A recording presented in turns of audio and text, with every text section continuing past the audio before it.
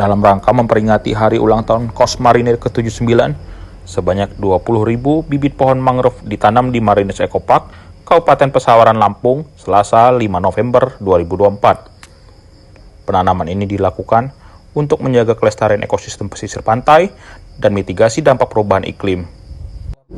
Penanaman 20.000 bibit mangrove di Marines Eco Park ini melibatkan berbagai pihak, dari Pemprov Lampung, Pemkab Pesawaran, Brigif 4 Marinir, hingga perusahaan swasta seperti Golden Tulip dan MNC Group.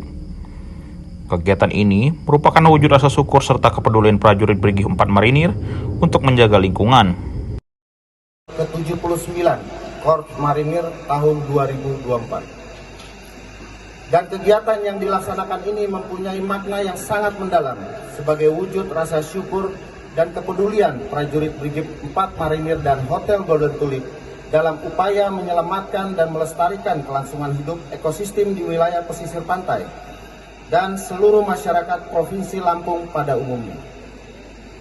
Penanaman hari ini merupakan lanjutan dari kegiatan sebelumnya pada 23 Oktober lalu, di mana sebelumnya telah ditanam sebanyak 15.000 bibit. Saya selaku pejabat Gubernur Provinsi Lampung dan atas nama pemerintah dan masyarakat Lampung mengucapkan terima kasih dan apresiasi yang sebesar-besarnya untuk kegiatan ini yang dimotori oleh Brigif Provinsi Lampung, kemudian oleh Golden Tulip dan beberapa sponsor yang ikut hadir dalam kegiatan ini. Tentu kegiatan ini bukan hanya kegiatan yang sekali ini saja, tapi saya berharap bahwa kegiatan dapat dilakukan terus dan setelah ini selesai nanti di tempat lain, karena banyak memang tempat-tempat lain di sekitar pantai di Provinsi Lampung yang perlu turun tangan kita bersama untuk menjadikan pantai kita hijau. Dan saya berharap dilakukan juga oleh perusahaan-perusahaan besar lainnya yang ada di Provinsi Lampung yang kegiatan seperti itu.